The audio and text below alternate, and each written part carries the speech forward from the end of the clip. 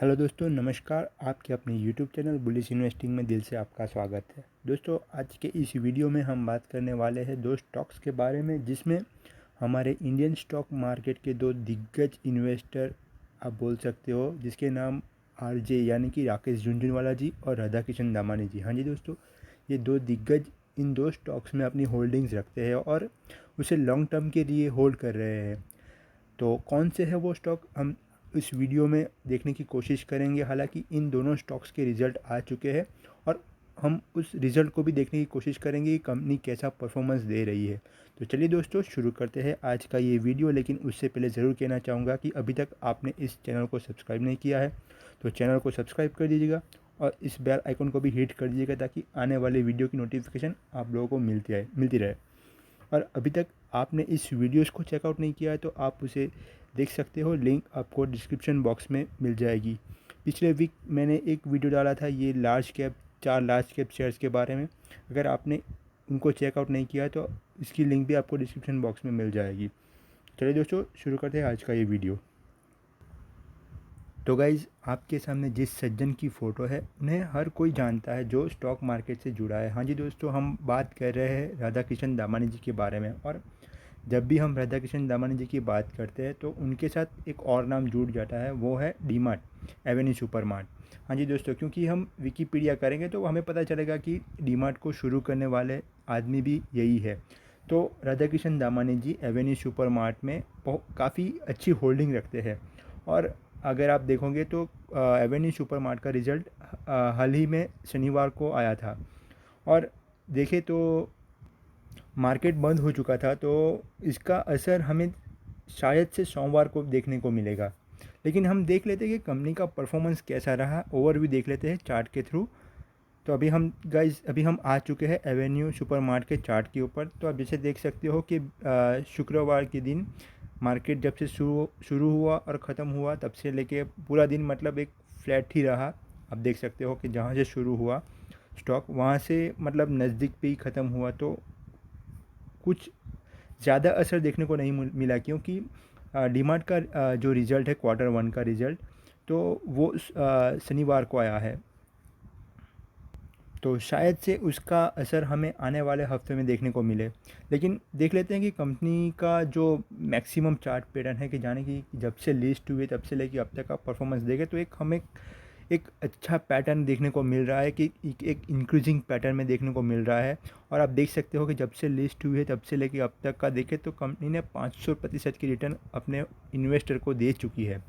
और company list भी शायद से 2017 में, आप देख सकते हो 2017 में लिस्ट हुई है। हालांकि कंपनी का बिजनेस है वो काफ़ी सालों पुराना है। तो चलिए गाइस, देख लेते हैं कि कंपनी का जो बीता क्वार्टर था उसका परफॉर्मेंस कैसा रहा। तो गाइज़, अभी हम आ चुके हैं कंपनी के रिज़ल्ट के ऊपर। यहाँ पे आप देख सकते हो कि कंपनी का रिज़ल्ट 10 जुलाई को डिक्लेयर हुआ है, जो मतलब यानी कि शनिवार को मार्केट बंद हो जाने के बाद। तो जाहिर सी बात है कि उसका असर हमें अभी तक देखने को नहीं मिला, शायद से आने वाले हफ्तों में देखने को मिलेगा। तो चलिए दोस्तों, देख लेते हैं कंपनी का परफॉर्मेंस कैसा रहा। आप यहाँ पे आप पढ़ सकते हो कि ये रिज़ल्ट स्टैंड अलोन है, यानी कि सिर्फ एवेन्यू सुपर मार्ट का परफॉर्मेंस कैसा रहा ये हम यहाँ पे देख सकते हो, और रुपीस इन करोड़ में है। तो और एक बात यहाँ पे आप देख सकते हो कि ये जो कॉलम है वो जून का, लास्ट ईयर की जून का जो परफॉर्मेंस था वो रिप्रेजेंट कर रही है। ये यहाँ पे आप पिछले यानी कि इस साल के मार्च को आप यहाँ पे देख सकते हो, और ये रहा पिछले क्वार्टर यानी कि जून क्वार्टर की बात करें यहाँ पे। तो यहाँ पे आप पहले हम देखेंगे कि टोटल इनकम कैसी रही। तो इनकम की बात करें तो इनकम आप देख सकते हो कि पिछले साल के हिसाब से इस साल इनकम में ज़्यादा बढ़ोतरी हुई है। यहाँ पे आप देख सकते हो, यहाँ पे 3884 रुपीज़ इन करोड़ में है, और यहाँ पे आप देख सकते हो 5067। तो एक ईयर ऑन ईयर बेसिस पे एक अच्छी खासी जंप देखने को मिल रही है। लेकिन अगर हम क्वार्टर ऑन क्वार्टर बेसिस पे देखें तो पिछले यानी कि मार्च के क्वार्टर के कंपेयर में देखें तो वो इनकम में आपको गिरावट देखने को मिलेगी। जैसे कि आप क्लियरली देख सकते हो कि मार्च के क्वार्टर में देखें तो इनकम 7300 अप्रोक्सीमेट बोल रहा हूँ मैं यहाँ पे 350 करोड़ के आसपास ही, जो अभी पिछले बीते क्वार्टर जून की बात करें तो 5,000 करोड़ के आसपास हो चुकी है। तो ईयर ऑन ईयर बेसिस पे इनकम में अच्छी खासी जंप है और क्वार्टर ऑन क्वार्टर बेसिस पे गिरावट हमको देखने को मिल रही है। अगर मैंने पहले ही बोला था कि इनकम ज़्यादा होने से कुछ फ़र्क नहीं पड़ता, अगर आप अपने एक्सपेंस पे कंट्रोल नहीं कर सकते तो उसका ज़्यादा रेवेन्यू जनरेट करने का कोई मतलब नहीं है। तो चलिए दोस्तों, देख लेते हैं कि कंपनी का एक्सपेंस कितना रहा। हम सीधा टोटल एक्सपेंस पे ही देखने को कोशिश कर। तो गाइज़, जैसे कि आप देख सकते हो कि टोटल एक्सपेंस की बात करें तो जून के क्वार्टर में एक्सपेंस था 4,900 करोड़। वही एक्सपेंस मार्च के क्वार्टर में था 6,700 करोड़, और पिछले साल के जून के क्वार्टर की बात करें तो वो था 3,800 करोड़ के आसपास। तो आप देख सकते हो कि क्वार्टर ऑन क्वार्टर बेसिस पे एक्सपेंस में थोड़ी गिरावट आई है, और जो एक अच्छी बात है, और ईयर ऑन ईयर बेसिस पे थोड़ी एक्सपेंस बढ़ा है। तो देख लेते हैं कि एक्सपेंस को रेवेन्यू में से निकाल दे तो कितना प्रॉफिट जनरेट हुआ है। तो यहाँ पे आप देख सकते हो कि प्रॉफिट बिफोर टैक्स इस क्वार्टर की बात करें तो 156 करोड़ के आसपास प्रॉफिट जनरेट हुआ है। वही प्रॉफिट मार्च के क्वार्टर में 5,600 के आसपास था, और पिछले साल में तो केवल 66 करोड़ रुपए ही थे। तो आप देख सकते हो कि जो प्रॉफिट बिफोर टैक्स है वो ईयर ऑन ईयर बेसिस पे बहुत बड़ी जंप आई। आप बोल सकते हो डबल से ज़्यादा हुआ है। और year quarter on quarter basis पे बात करें तो प्रॉफिट बिफोर टैक्स में अच्छी खासी गिरावट रही है। तो इसके पीछे की वजह भी आप समझ सकते हो कि लॉकडाउन है, क्योंकि पिछले साल की बात करें तो शायद से पूरे देश में ही लॉकडाउन की सिचुएशन थी। सारे फैक्टर को लेके चलते हम देखें तो इस जो कंपैरिजन कर रहे हैं वो शायद से ठीक नहीं है, लेकिन ओवरऑल देखें तो कंपनी का परफॉर्मेंस ठीक है। अगर हम ईपीएस के थ्रू देखने की कोशिश करें तो आप ईपीएस को भी देख सकते हो कि पिछले जून के क्वार्टर का ईपीएस 1.76 रहा, जो पिछले क्वार्टर था इस साल का मार्च का क्वार्टर वो था 6.67। जाहिर से आप देख सकते हो कि जिस तरह का प्रॉफिट है उसी तरह से ईपीएस भी हमें देखने को मिल रहा है। वहाँ से मतलब टोटली गिरावट दिखने को मिल रही है, और ईयर ऑन ईयर बेसिस पे देखें तो आपको जंप देखने को मिल रही है। तो कहने का मतलब ये है दोस्तों कि अगर हम ओवरऑल रिज़ल्ट देखें तो रिज़ल्ट ठीक ठाक है। ऐसा नहीं बोल सकते कि क्वार्टर ऑन क्वार्टर गिरावट हुई तो मतलब कंपनी परफॉर्मेंस अच्छा बिजनेस नहीं कर रही है, ये कहना गलत बात है। क्योंकि हमें भी पता है कि लॉकडाउन की सिचुएशन के चलते कई स्टेट में यानी कि कुछ स्टोर्स खुले होंगे, कई स्टेट्स में कई महीनों के लिए बंद रहे होंगे। तो उसके चलते हम सारे फैक्टर कंसिडर करें तो ये एक अच्छा परफॉर्मेंस हम बोल सकते हैं। अभी हम कंसोलिडेट रिज़ल्ट की बात करें तो वो भी हम देख लेते हैं। ये देख लीजिए, ये हम देख सकते हैं कि ये कंसोलिडेट रिज़ल्ट है। यह भी हमें यूजुअली सेम मैनर में देखने को मिलेगा। माफ़ कीजिए, चला गया 1 मिनट। हाँ जी, ये रहा। तो यहाँ पे भी आप देख सकते हो कि ज़्यादा फ़र्क नहीं रहता कंसोलिडेट और स्टैंड अलोन रिज़ल्ट में। फिर भी हम डायरेक्टली हम देख लेते हैं कि ईपीएस थ्रू हमें ओवरऑल कंक्लूजन मिल जाता है कि कंपनी का स्टैंडअलोन और कंसोलिडेट प्रॉफिट परफॉर्मेंस कैसा रहा। तो सीधे हम ईपीएस पे आ जाएंगे। तो यहाँ पे हम देख सकते हैं कि ईपीएस 1.47 था, वो यानी कि जून के क्वार्टर की बात करें। अगर मार्च के क्वार्टर की बात करें तो वो था 6.39। अगर हम पिछले साल के जून के क्वार्टर की बात करें तो 0.67। तो यहाँ पे भी हमको सेम पैटर्न में ही देखने को मिल रहा है ईपीएस, यानी कि परफॉर्मेंस ऑलमोस्ट सेम है। यानी कि ईयर ऑन ईयर बेसिस पे परफॉर्मेंस अच्छा है और क्वार्टर ऑन क्वार्टर बेसिस पे परफॉर्मेंस थोड़ा सा डाउन है। तो गाइस, अभी हम एवेन्यू सुपरमार्ट की शेयर होल्डिंग पैटर्न देख लेते हैं। तो यहाँ पे आप देख सकते हो कि प्रमोटर्स के पास 75% की होल्डिंग कितने सालों से पड़ी है। आप देख सकते हो यहाँ पे 80 था, मतलब जो सेबी का रूल रहता है 75 to 25, वो फिल करने के बाद प्रमोटर्स ने अपनी होल्डिंग्स में एक ज़रा सा भी चेंज नहीं किया। कंपनी के प्रमोटर्स 75% की होल्डिंग कंटिन्यू कर रहे हैं। आप यहाँ पर देख सकते हो, एक अच्छी बात है। अगर एफआईआईज़ की बात करें तो एफआईआईज़ के पास 10% की होल्डिंग पड़ी है। जून की क्वार्टर की हम बात करें। डीआईएस की बात करें, डीआईएस के पास 7% के नज़दीक होल्डिंग्स पड़ी है, और हमारे पब्लिक के पास 8% की होल्डिंग पड़ी हुई है। तो हम बोल सकते हैं कि शेयर होल्डिंग पैटर्न एक डिसेंट मैनर में है। अगर मैंने जैसे बोला था कि प्रमोटर्स यानी कि राधाकिशन दामानी जी के पास कितने प्रतिशत होल्डिंग पड़ी है वो हमें आपको देखना है, तो यहाँ पे आप प्रमोटर पे क्लिक करोगे तो आपको दिखाई देगा, यहाँ पे देख सकते हो, ये देख लीजिए राधाकिशन दामानी, उनके पास आप लगातार देख सकते हो 35% की होल्डिंग पड़ी है। तो एक अच्छी बात है। अगर आप किसी कंपनी के ओनर हो, अगर आपको पता है कि अपनी कंपनी में कुछ बड़ा होने वाला है, अच्छा होने वाला है, तो आप जाहिर सी बात है अगर आप अपनी कंपनी खुद के शेयर अपने पास ही रखना चाहोगे, तो ये कोई फिक्स बात नहीं है, लेकिन हम एक इसे सपोर्टिव वे में ले सकते हैं। और एक एडवांटेज वाली बात ये है कि एवेन्यू सुपरमार्ट एक डेब्ट फ्री कंपनी है। और दोस्तों और एक इम्पोर्टेंट बात ये है कि आपको पता होगा कि निफ्टी 50 की रीबैलेंसिंग साल में 2 बार होती है, और इस बार एवेन्यू सुपरमार्ट के चांसेस है कि वो निफ्टी 50 के शामिल हो सकता है। ये कोई अभी कोई ऑफिशियली डिक्लेरेशन नहीं हुआ है, लेकिन जो बड़े बड़े एनालिस्ट हैं उन लोगों का मानना है कि एवेन्यू सुपरमार्ट आने वाले जो रीबैलेंसिंग होगी उसमें निफ्टी 50 का पार्ट बन सकता है। तो ये एक एडवांटेज वाली बात है। अगर कोई भी कंपनी निफ्टी 50 का पार्ट बनती है तो जाहिर सी बात है उसमें कैश फ्लो ज़्यादा रहेगा और आपको मतलब वो स्टॉक भागेगा ज़रूर। तो आप बोल सकते हो कि आने वाले सालों में एवेन्यू सुपरमार्ट एक अच्छा मल्टीबैगर साबित हो सकता है। अगर आपके पास होल्डिंग पड़ी है तो कंटिन्यू करिए और उसे लंबे समय लॉन्ग टर्म के लिए आप उसे रख सकते हो। अगर आप उसे बाय करना चाहते हो तो आप इस प्राइस पे भी कर सकते हो, या अगर आप वेट करना चाहो, क्योंकि आप देख सकते हो कि सैटरडे को इसका रिज़ल्ट आया, तो मंडे को अभी क्या रिएक्शन, करेक्शन भी आ सकता है या फिर स्टॉक भाग भी सकता है, नो बडी नोस। बट अगर करेक्शन आया और स्टॉक यहाँ से गिर गया तो आप बेझिझक होके इस स्टॉक को बाई करके उसे लंबी अवधि के लिए बने रह सकते हो। तो गाइज़ अभी हम आ चुके हैं दूसरी कंपनी के ऊपर जिसका नाम आप पढ़ सकते हो, डेल्टा कॉर्प लिमिटेड। हाँ जी दोस्तों, ये स्टॉक आरजे के पोर्टफोलियो में कई सालों से अवेलेबल है और आरजे इस स्टॉक में अच्छी खासी होल्डिंग रखते हैं। अगर हम इसकी चार्ट पैटर्न देखें तो अभी हमें पता चल जाएगा कि आरजे कितना प्रतिशत होल्ड करते हैं इस कंपनी में। तो जैसे कि आप देख सकते हो कि यहाँ पे हम देखें तो प्रमोटर्स के पास 33% की होल्डिंग्स पड़ी है। ये मार्च की क्वार्टर की है शायद, या मार्च अभी तक अपडेट नहीं हुई है जून की क्वार्टर की, लेकिन शायद से कोई चेंज नहीं रहा होगा।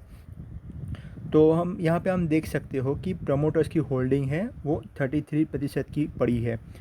और अगर हम एफ की बात करें तो 8% की होल्डिंग एफ रखते हैं। डी के पास 8 तकरीबन 8% के पास होल्डिंग पड़ी है, और पब्लिक के पास अच्छी खासी 50% की होल्डिंग पड़ी है, जो कि एक अच्छी बात है कि पब्लिक हमारा है जो इस फंडामेंटली स्ट्रॉन्ग कंपनी में अच्छी खासी होल्डिंग रखते हैं। अगर हम देखें कि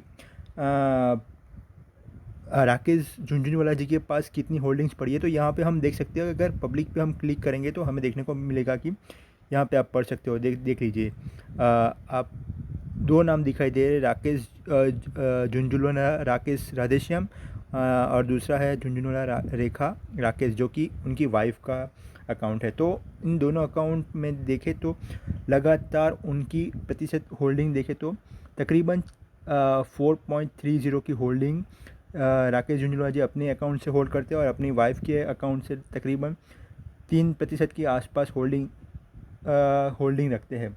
तो आप बोल सकते हो कि अराउंड 7-7.5% की होल्डिंग राकेश झुंझुनवाला इस कंपनी में रखते हैं। अगर आप 7.5% की बात करो तो दोस्तों ये लाखों करोड़ों शेयर्स की बात होती है। अगर मैं क्वांटिटी की बात कर रहा हूँ, क्योंकि हमें ये प्रतिशत कम दिखाई दे रहा है, लेकिन अगर हम एक्चुअली ब्रीफली देखें तो अगर आप BSE की साइट पे जाओगे, BSE बॉम्बे स्टॉक एक्सचेंज की साइट पर, तो आपको ब्रीफली देखने को मिलेगा कि कितनी क्वांटिटी कितनी है। 7.5% की बात करें तो तकरीबन ये लाखों करोड़ों के आसपास शेयर होंगे। अगर आपको देखना है तो आप BSE को ऑफिशियल साइट पे आप चेक कर सकते हो। ये कंपनी करती क्या है, इसका बिज़नेस मॉडल क्या है, अगर हमको ये देखना है तो मैंने पहले ही बोला था कि इसका बेस्ट सोर्स है कंपनी की ऑफिशियल वेबसाइट। तो हाँ जी दोस्तों, हम आ चुके हैं कंपनी की ऑफिशियल वेबसाइट के ऊपर। तो यहाँ पे हम देख सकते हैं कि कंपनी का मेजर बिजनेस है वो गेमिंग इंडस्ट्री और हॉस्पिटैलिटी यानी कि होटल्स इंडस्ट्री से आ रहा है। तो अगर हम देखें गेमिंग के अंदर, तो कंपनी का बिजनेस है वो कसिनो के थ्रू आ रहा है। अगर कसिनो की बात करें तो मेजोरिटी आपको होटल्स और ये कसिनो वगैरह आपको गोवा और सिक्किम, इन दो जगहों पे मेजोरिटी साइट्स उनकी देखने को मिलेगी। हालांकि वो अपना बिज़नेस एक्सपांड करने की कोशिश कर रहा है। अगर आप उनके इस कंपनी के बारे में ब्रीफली देखना चाहोगे तो यहाँ पे आप देख सकते हो कि कंपनी क्या क्या कर रही है। तो यहाँ पे अभी आप देख सकते हो कि गेमिंग इंडस्ट्री में उनका मेजर जो बिज़नेस है वो गोवा से आता है। अगर दूसरे लोकेशन की बात करें तो सिक्किम, दमन, नेपाल वहाँ से भी आ रहा है। और ऑनलाइन बिज़नेस यानी कि ऑनलाइन गेमिंग की बात करें तो आपने सुना होगा कि ऑनलाइन गेमिंग के लिए कई सारी साइट्स, वेबसाइट्स अवेलेबल है। उसमें से एक आप देखो तो adda52.com। अगर उनकी बात की जाए तो वो डेल्टा कॉर्प लिमिटेड इस कंपनी की है। तो जाहिर सी बात है दोस्तों कि कंपनी का जो रेवेन्यू जनरेट होता है वो होटल और गेमिंग इंडस्ट्री से हो रहा है। तो गाइज़, हम अभी रिज़ल्ट की बात करें तो जो कि सैटरडे को ही आया है, तो रिज़ल्ट ज़्यादा ठीक नहीं है और वैसे हो भी नहीं सकता, क्योंकि हमने देखा कि कंपनी का जो बिज़नेस मॉडल है वो टोटली टूरिज़्म और एंटरटेनमेंट पे डिपेंड करता है। हालांकि होटल्स वगैरह सब कई जगह पे बंद है, कसिनो वगैरह कोविड के वजह से बंद है। तो जाहिर सी बात है कि कंपनी का जो परफॉर्मेंस है वो ज़्यादा अच्छा नहीं होगा। फिर भी हम देख लेते हैं कंपनी का जो जून क्वार्टर का रिज़ल्ट है वो कैसा रहा। तो गाइस, जैसे कि आप देख सकते हो कि कंपनी का जो सेल्स था वो 76 रुपीज़ इन करोड़ है। तो देख सकते हो 76 करोड़ था, जो पहले मार्च में देखे तो 211 करोड़ रुपीज़ करोड़ थे। तो टोटल आप देख सकते हो कि कितना मेजर ड्रॉप हुआ है। अगर एक्सपेंस की बात करें तो एक्सपेंस में भी आप देख सकते हो कि 104 करोड़ का एक्सपेंस है। अगर हम इस टोटल ऑपरेटिंग प्रॉफिट देखें तो कंपनी ने इस क्वार्टर में लॉस दिखाया है। यहाँ पे आप देख सकते हो कि 28 करोड़ का लॉस दिख रहा है। तो एक जाहिर सी बात है कि कंपनी का बिज़नेस है जो कोविड की वजह से इफ़ेक्ट हुआ। नेट प्रॉफिट देखें तो दोस्तों आप देख सकते हो कि नेट प्रॉफिट तो नहीं है, हालांकि लॉस है। 19 करोड़ का लॉस कंपनी ने दर्ज किया है जून के क्वार्टर में, जो कि पहले मार्च के क्वार्टर में 58 करोड़ का प्रॉफिट था। उसके पहले 1 करोड़ का प्रॉफिट था।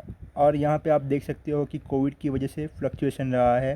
पहले कंपनी लॉस में थी, फिर प्रॉफिट में आई, फिर वापस इस जून के क्वार्टर में लॉस दिखा रहा है। तो आप बोल सकते हो कि कोविड के चलते इस कंपनी को ज़्यादा अफेक्ट हुआ है।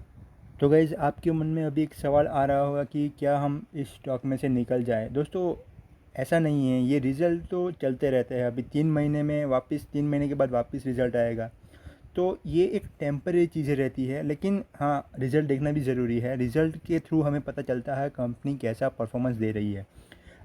अगर हम इस कंपनी की बात करें तो इसका एक प्लस पॉइंट ये है कि बैलेंस शीट से देखें तो आपको पता चलेगा कि कंपनी के ऊपर बोरोइंग ज़ीरो है, यानी कि एक भी रुपये का कर्ज नहीं है, जो एक बहुत बड़ी एडवांटेज वाली बात है कि कंपनी के पास जो भी प्रॉफिट जनरेट होगा वो कंपनी खुद अपने डेवलपमेंट के लिए यूज़ कर सकती है। तो ये चिंता की बात नहीं है कि इस क्वार्टर के रिज़ल्ट कंपनी के ख़राब आए, तो जिसके पास होल्डिंग्स पड़ी है वो इसे कंटिन्यू कर सकते हैं। और अगर आप इसमें फ्रेश बाइंग करना चाहोगे तो मैं अभी फ़िलहाल आपको मना करूँगा, क्योंकि आप देख सकते हो कि कंपनी का जो बिज़नेस मॉडल है वो टोटली आप बोल सकते हो टूरिज़्म और एंटरटेनमेंट के ऊपर है। यानी कि कसिनो वगैरह में अभी परमिशन नहीं है ओपन करने की, और होटल्स भी शायद ज़्यादातर बंद ही है। तो फिर कंपनी का जो मेन बिजनेस है वही बंद है। तो कंपनी के पास जो रेवेन्यू जनरेट हो रहा है बहुत ही कम है। तो मतलब आप बोल सकते हो ना के बराबर है। तो ऐसी कंपनी में अभी कंपनी के फंडामेंटल तो बहुत ही स्ट्रॉन्ग है, लेकिन मैं बोल रहा हूँ कि ऐसी कंपनी में अभी पैसा लगाने से बेहतर है कि किसी और कंपनी और सेक्टर जो अभी फ़िलहाल में टॉप पे है, आप बोल सकते हो, यानी कि आईटी सेक्टर, फार्मा सेक्टर, उसमें लगा दो। जब भी मतलब इकोनॉमी रेगुलर हो जाएगी, सब खुल जाएगा, वैक्सीनेशन भी चल रही है, तो उसके बाद अगर आप कंपनी ने अच्छा रिजल्ट देने शुरू किए तब आप सोच सकते हो और वापस बोल रहा हूँ, कंपनी में 1 रुपये की कोई भी कमी नहीं है। आप देखो तो कंपनी एक फंडामेंटली बहुत ज़्यादा स्ट्रॉन्ग कंपनी है। तो एक ही चीज़ कहना चाहूँगा कि अगर आपके पास होल्डिंग पड़ी है तो कंटिन्यू रहिए, लॉस में मत निकालिए। आने वाले समय में ये कंपनी बहुत अच्छी रिटर्न देगी। और नए आप फ्रेश बाइंग करना चाहते हो तो थोड़ा वेट कीजिए, सब नॉर्मल हो जाने के बाद सब इकोनॉमी शुरू हो जाए वापस, तो तब आप उसमें एंटर कर सकते हो। तो आशा करता हूँ दोस्तों आज का ये वीडियो आपको पसंद आया होगा, तो ज़्यादा से ज़्यादा दोस्तों के साथ शेयर कर दीजिएगा, इस चैनल को सब्सक्राइब कर दीजिएगा और इस बेल आइकन को भी हिट कर दीजिएगा ताकि आने वाले वीडियो की नोटिफिकेशन आपको मिलती रहे। तो दोस्तों मिलते हैं अगले वीडियो में, तब तक के लिए अपना ख्याल रखिए।